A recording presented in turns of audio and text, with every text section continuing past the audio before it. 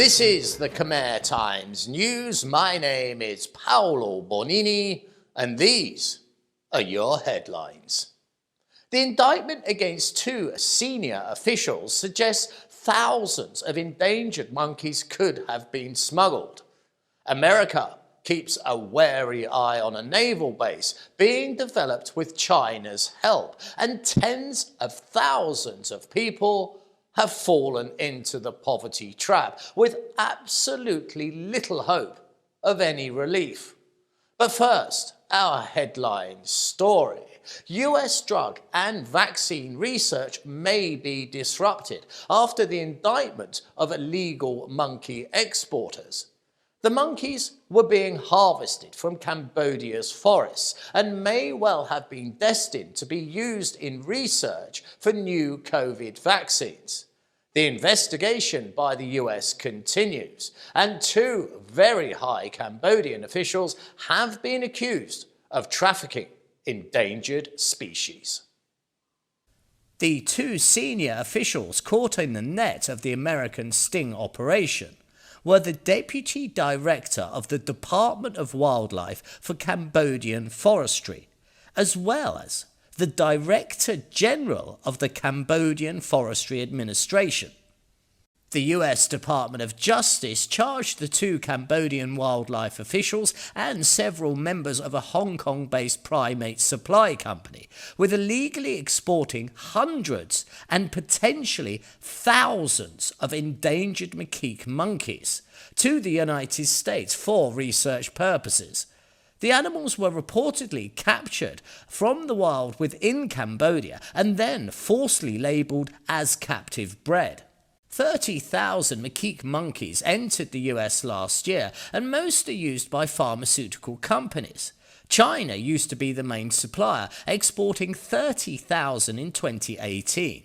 But the country shut off its supply during the pandemic due to a trade war with the United States. And since then, countries in Southeast Asia have stepped in to fill the gap. Cambodia now exports the largest number of monkeys, more than 29,000 in 2020. And these are being used to test the new COVID vaccines.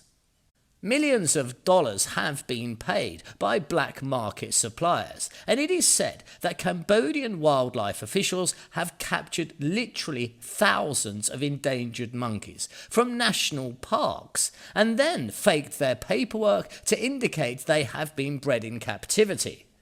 This case has a level of tragedy that is rarely matched.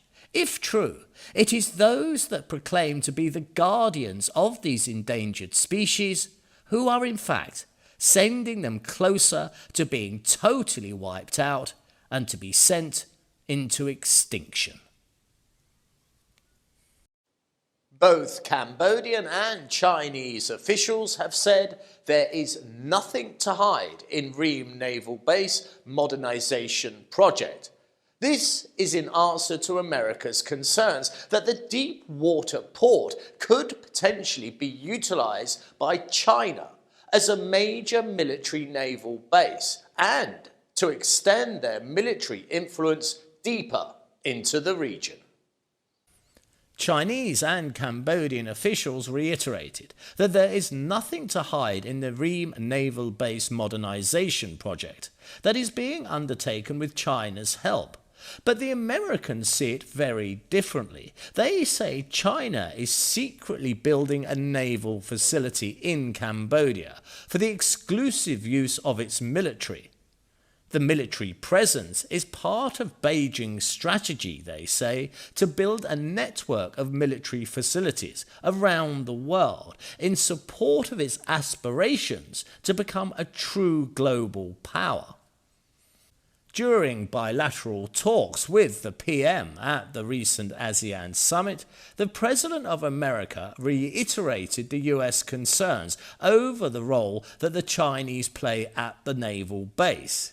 And a White House spokesman said, President Biden has raised serious concerns regarding the situation at Ream Naval Base and underscored the importance of full transparency about the activities of the Chinese military. China's Ministry of Foreign Affairs defended their position, saying it was open, transparent, legitimate and justified, and their sole aim is to strengthen Cambodia's navy's capability of defending Cambodia, not of concealing Chinese army personnel at the base. It has been a highly contentious topic, with claim and counterclaim. But what is absolutely certain is American satellites will keep a very close eye on how this base develops, and to be sure all those involved stay true to their word.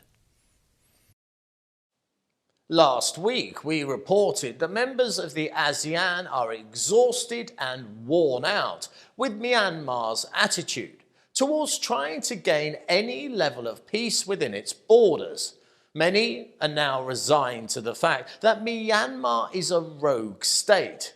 And this week, the Minister of Defence has spoken out about taking a tougher line.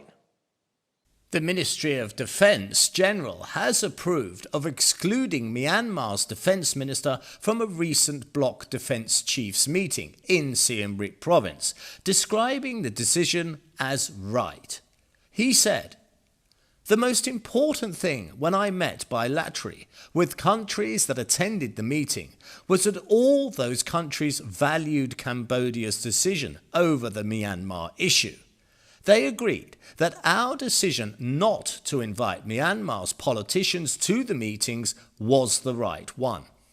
In return, the Myanmar leadership snubbed the ASEAN, as the junta refused to send a non-political representative to attend the meeting in Cambodia, leaving Myanmar's seat vacant.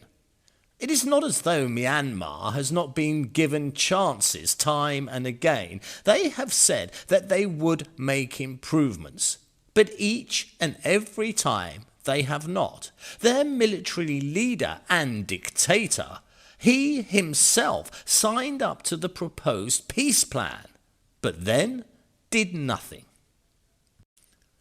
A spokesman said, "If the Myanmar junta makes no progress in the implementation of the peace plan, then Myanmar's seat at the ASEANs will remain vacant." And so it will be. Myanmar is Asia's North Korea, a hermit kingdom run by a cruel and vile military dictatorship that thinks nothing of murdering and maiming its own population so it can keep its snout deep in the trough of corruption and its blood-soaked hands on the levers of power. Cambodia has continuously voiced its strong disapproval of the Russian invasion of Ukraine. And although Cambodia has no advanced military hardware to offer Ukraine in support, they are looking to assist the Ukrainians by supplying critical deminers to train Ukrainian counterparts. This announcement has been warmly welcomed by President Zelensky.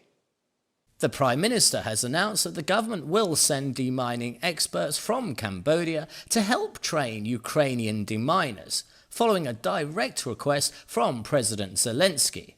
Now, this is not the first time Cambodia has dispatched these kind of experts. Since 2006, Cambodia has sent landmine clearing teams to the Sudan, Africa, Lebanon, as well as Syria to help reduce the devastations that landmines leave.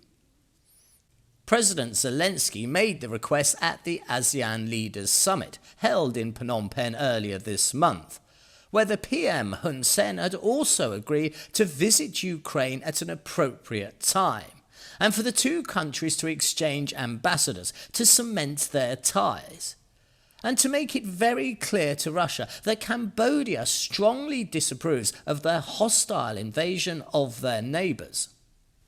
Cambodia, through its own blighted land of a horrendous civil war, has made them become experts in demining, carrying out extensive demining operations continuously for many long years. They have spent over $200 million with the cooperation of the United Nations. They hope to be landmine free by 2025. It is a tall order, but for now, all those long years of teasing the destructive seas of death from the Cambodian soil will now benefit the Ukrainians, so they will not suffer the horrendous nightmare that still haunts Cambodia. You may well believe that the COVID epidemic is now having little effect on most people. But the pandemic still leaves a vast sway of victims still struggling, as it pushed nearly 500,000 people in Cambodia below the poverty line. And the daily struggle to keep their heads above water only gets harder. Many go to bed hungry at night, their future riddled with despair, and the outlook looking exceedingly bleak. A World Bank report has estimated that some 460,000 people in Cambodia have fallen below the poverty income threshold since the onset of COVID in 2020. The report has said, since 2020, the rate of severe poverty has increased by nearly 3%, and that translates into 460,000 people falling below the poverty income threshold. Mariam Salim, World Bank County Manager for Cambodia, said, despite the impressive success in poverty reduction from 2009 to 2019, many households remain vulnerable. And the reason for this is they have very few savings and therefore no safety net.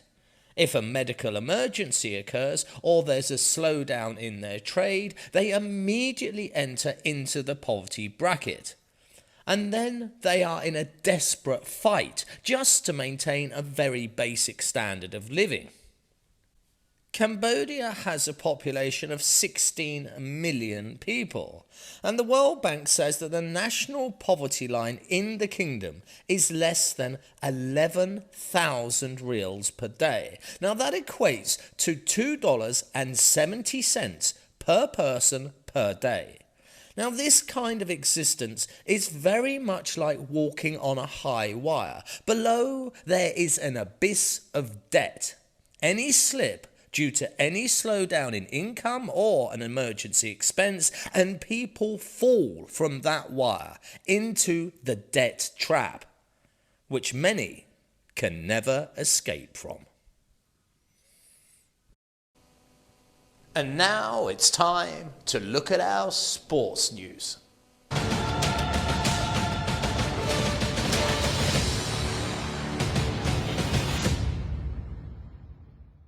We go directly to the World Cup results because there's quite a lot to get through, and these are the early results of the tournament. And the biggest surprise of all time is right there in the top right-hand corner.